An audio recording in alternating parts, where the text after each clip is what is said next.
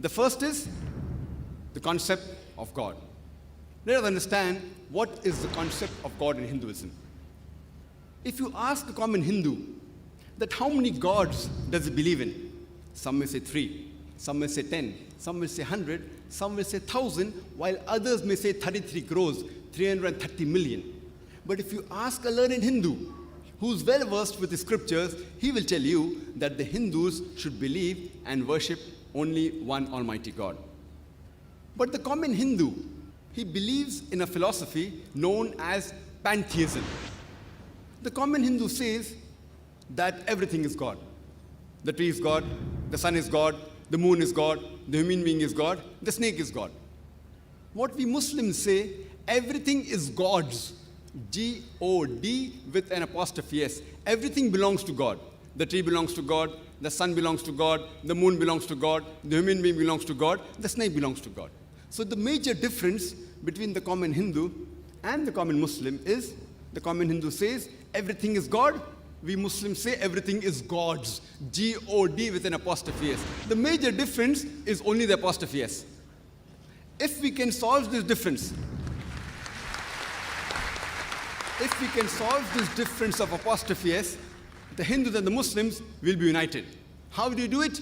Ta'alaw ila kalmatin sawa'in bainana bainakum. Come to common terms as between us and you. Which is the first term? Allah na'budu illallah. That we worship none but one Almighty God. Let us try and understand what the Hindu scriptures have to speak about Almighty God in Hinduism. Amongst the Hindu scriptures, one of the sacred scriptures are the Upanishads. It's mentioned in the Chandogya Upanishad, chapter number 6, section number 2, verse number 1. It says, Ekkam evidityam. It's a Sanskrit quotation which means God is only one without a second. It's mentioned in the Shvetashvatar Upanishad, chapter number 6, verse number 9. Na chasya kasij, janita na chadipa. Of him there are no lords. He has got no master. Almighty God has got no parents. He has got no mother. He has got no father. He has got no superior. It's mentioned in the Shvetashvatar Upanishad, chapter number 4, verse number 19. Na tasya pratima asti, which means of him there is no likeness. Almighty God has got no likeness. It's mentioned in the Shvetashvatar Upanishad, chapter number 4, verse number 20. Almighty God is imageless. No one can see him with his eyes. No one can see his form with these eyes. And amongst the Hindu scripture, the most popular is the Bhagavad Gita. It's mentioned in Bhagavad Gita, chapter number 7, verse number 20.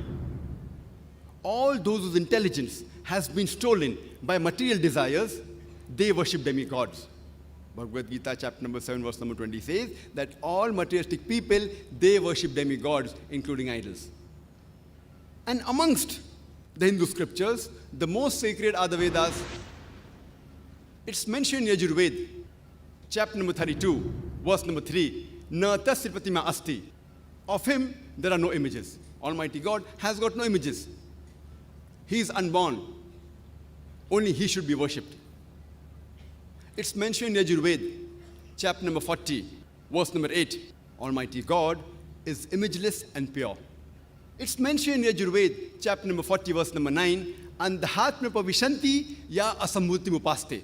Andhatma means darkness, pravishanti means entering, and asambhuti means the natural things like fire, water, air. So Yajurveda, chapter number 40, verse number 9 says, they are entering darkness, those who worship the natural things like fire, water, air, etc. And the verse continues, they are entering more in darkness, those who worship the sambhuti, that is the created things like table, chair, idols, etc. It's further mentioned in the Atharva Veda, book number 20, hymn number 58, verse number 3. Dev Maha Asi. Verily, great is Almighty God. And amongst the Vedas, the most sacred is the Rig Veda.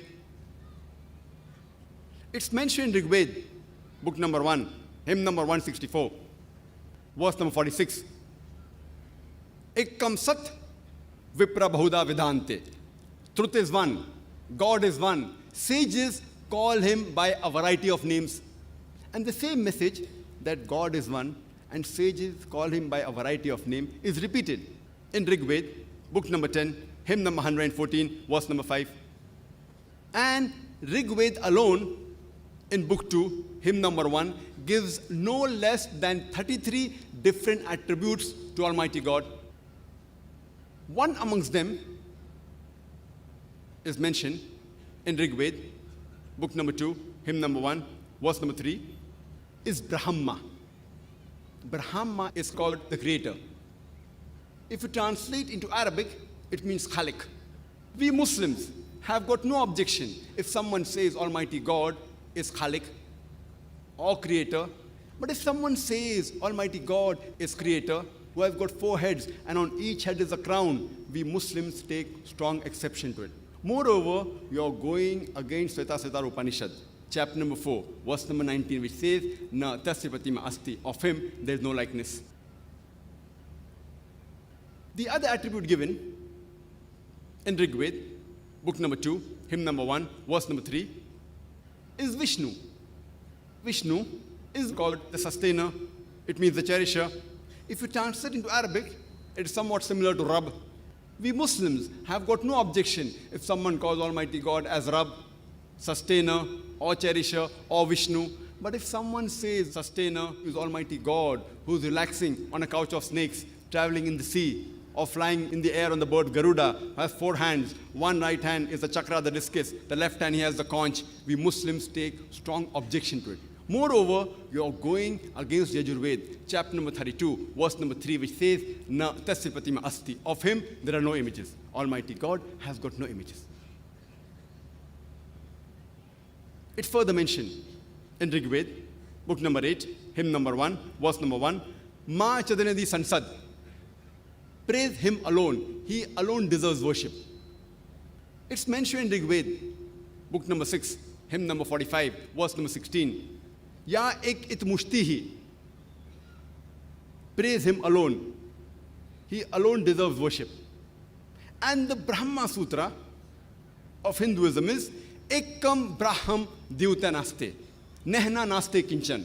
भगवान एक ही है, दूसरा नहीं है, नहीं है, नहीं है, जरा भी नहीं है. There is only one God, not a second one. Not at all, not at all, not in the least bit. So if you read the Hindu scriptures, you shall understand the concept of God in Hinduism.